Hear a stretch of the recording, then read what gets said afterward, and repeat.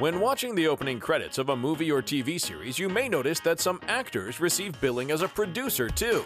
And sometimes the star in question isn't even in the film. More and more thespians have turned to producing, so why is that? Let's check it out. The most obvious answer is, of course, money. Executive producers are basically the people that pay for a project.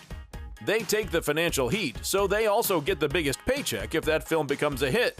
When an actor also serves as an exec, it can result in a hefty salary. But just dismissing the trend of producing actors as money-grabbing doesn't do it justice. Since many of them are already financially independent, their intentions are often much more noble. Take Leonardo DiCaprio, for instance. Through his company Appian Way Productions, the environmentalist actor has helped fund documentaries about global warming, pollution, and climate change. And such topics can sometimes also be found in movies from Appian Way, with The Revenant being a clear example. This time period was a very interesting one in American history. It's the first influx of capitalism and the extraction of natural resources from an untouched, pristine landscape with animals and indigenous people. And what do? Immediately greed comes into play. We wipe out the Native American cultures, we kill the animals, and this is sort of Hugh Glass's story is at the crux of this very pivotal point in world and American history. So it has an environmental undertone. It has an undertone of how we treat one another and our insatiable need for more things. Another noble cause is pushing for more inclusivity and diversity. Sometimes stars want to tell stories about people or cultures that are neglected by Hollywood. Salma Hayek, for one, made Frida with the help of her production company. Also, African-American stars like Viola Davis, Kerry Washington, and Will and Jada Pinkett Smith all have their own film companies. Not all actors turned producers have nothing but selfless interests, though.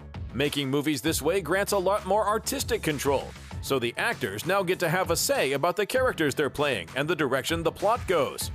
As films often tend to move away from the original script during production.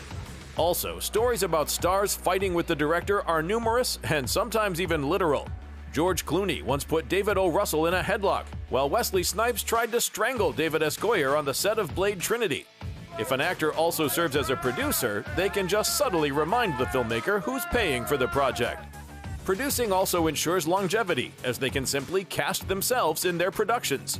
Especially for actresses, aging is an issue. Generally speaking, the older they get, the less roles they get offered. This affects women's careers much more than it does for men, so even younger female stars are already starting production companies, like Alicia Vikander, for instance.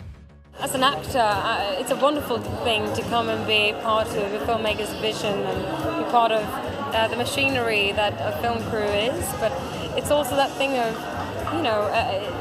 you kind of come in sometimes a few weeks in rehearsals before you started to shoot, and I'm so in love with films and filmmaking, and I naturally started to tend to choose projects where I could be more involved.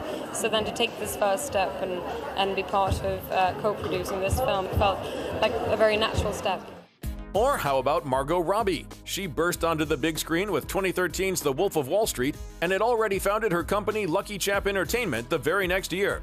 The first film she produced was the Oscar-winning drama I, Tonya. Well, we started a production company and we were looking for female-driven content in the high-end indie space and something that was a little, something original. And this script was all those things, very complex female character, definitely a film that could hopefully live in the high-end indie film space. And it just wasn't a straightforward biopic. It was like nothing I'd ever read before.